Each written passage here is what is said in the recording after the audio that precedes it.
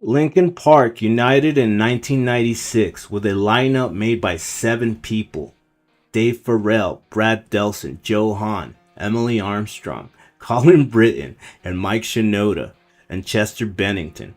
In the beginning, Linkin Park focused solely on alternative heavy metal music, with a cross of rock music. It also had electronica mixed in, attracting many fans to each concert. Linkin Park had a lot of charisma, with its frontman Chester Bennington, previous leader of Great Days. The band would gain a lot of momentum since finding Chester would seal the deal as to what would come next. A serious mix of alternative sound, new metal would come into the scene, and Linkin Park would be recording Hybrid Theory, released on October 24, 2000, by Warner Bros., recorded at Energy's Recordings in North Hollywood, California, and produced by Don Gilmore. The sound would come into fruition with lyrical themes that would put the listener in a stance of purging internal thoughts, something Chester Bennington would get into in many interviews. From abusing drugs to relationship advice, Hybrid Theory was an one heavy record, nominated 12 times platinum. The album, named Hybrid Theory, was previously used as a band name, describing the type of music the band played. 4 singles would be released with songs like In the End, Crawling, One Step Closer, and Paper Cut. Chester Bennington would go on to write hit after hit, along with Linkin Park's success, would mean In the End at the top of the list in rock radio. This would put Linkin Park to tour internationally and succeed and tour with Deftones, one of Brad's influences. It is here MTV home base in Germany, where the band would go on to explain its roots.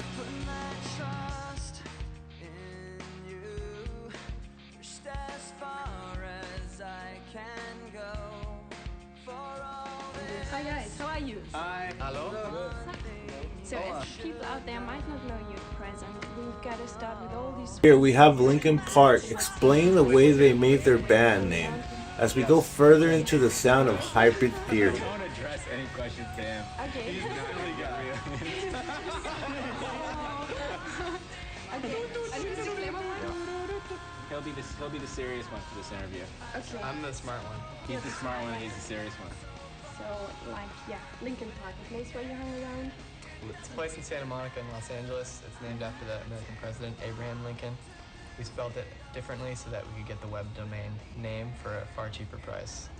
Far Far cheaper fewer prices. Deutschmarks. And the thing is, as it's one everywhere. would In say. every town there is this Linkin Park, so it's like being the town's band. Actually, ironically, like the cool thing is like when we show up, like when we toured the States, everywhere we went, we were like locals. Like all the kids would come up and be like, "Hey, dude, we live in Lincoln Park too, man. Which street did you grow up on?" And we're You just guys like, met in school. Some of Yeah, you went we to actually college. we all pretty much met in school, except for Chester. He's the outcast. He didn't go to school. I dropped out of school. He didn't. In the third But grade. if he did go to school, we would have met him in school too.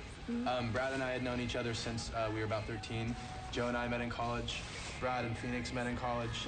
And Rob and Brad and I went to high school in the same area. Okay. And Chester. And they we found met me in a through mutual- desert 600 miles away. So it was like something you were looking for a singer, and then you were there. They were looking for a singer, and they'd been auditioning singers for like almost 4 months in LA, and every vocalist in LA did not pass the test, so they had to seek elsewhere. And we had a mutual friend, Scott Harrington, who called me up and said, you know, I have a band, you should really just check it out, and I'll send you a demo, and he did, and within a matter of days, I had cut my version of the demo and sent it in, and I was in LA, and they kept me there ever since, chained Cool. in the studio. Oh, so here we are. Also wie sie zusammengekommen sind, die meisten hier kennen sich ja schon aus der Schule und Chester ist dazugekommen, wie sie nach einem Sänger Ausschau gehalten haben. Die haben eben gemerkt, it's a hybrid between rap, rock and electronic thing. Is it like everybody of you get this hybrid taste in music, or are there any masters of rock, any masters of rap, or how does it work? I think we all like a lot of different things. We may have a little more practice in one thing than others, but we definitely are being distracted by our DJ. Yeah. So there are bands that like, and musical taste that we all have in common, but then each of us kind of brings to the table something different that he listened to growing up and has like shared that with the rest of the group. And what's the unique thing where you all fit together, like bands you all like? What bands do we like in common? Well, I think for each of us, one of our favorite bands is the Deftones. The entire rock scene would respond through the VMAs, giving in the end, as the #1 spot.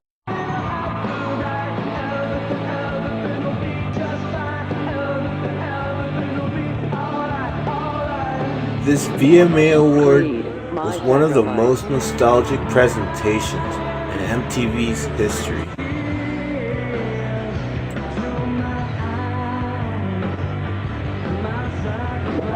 Linkin Park, in the end.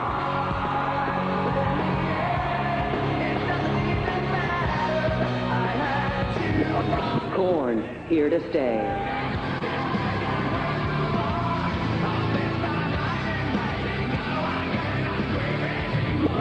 POD, Youth of the Nation.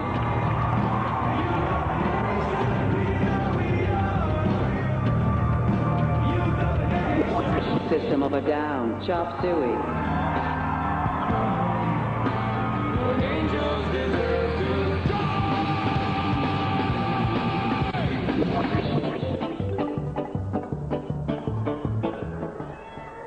And the winner of the Best Rock Video of 2002, get ready to rumble together, Sam. Linkin Park!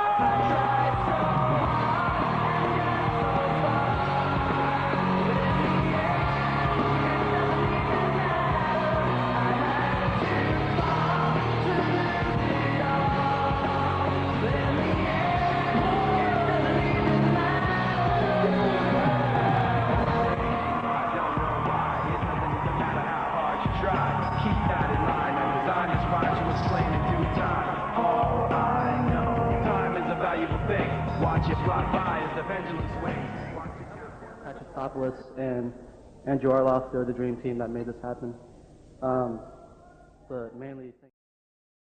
One of the many tours, Linkin Park would be sought after by many fans in many states and countries, would be the countdown to revolution, an epic signal to all rock fans alike.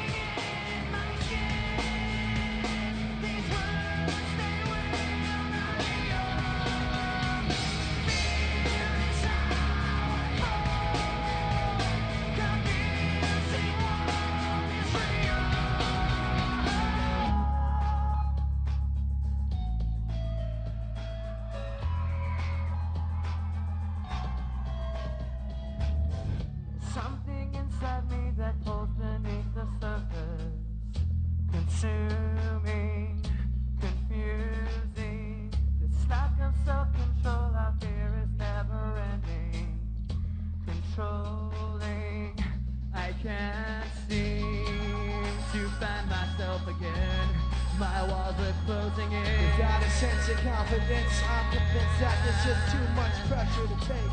I felt this way before, so insecure.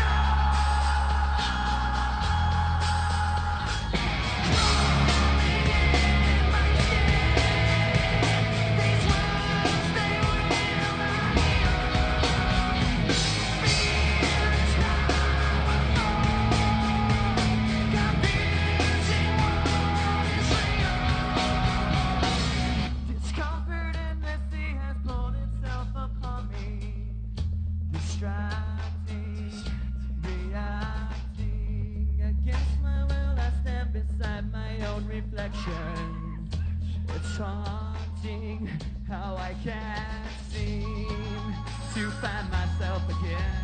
My walls are closing in. Without a sense of confidence, I'm convinced that there's just too much pressure to take.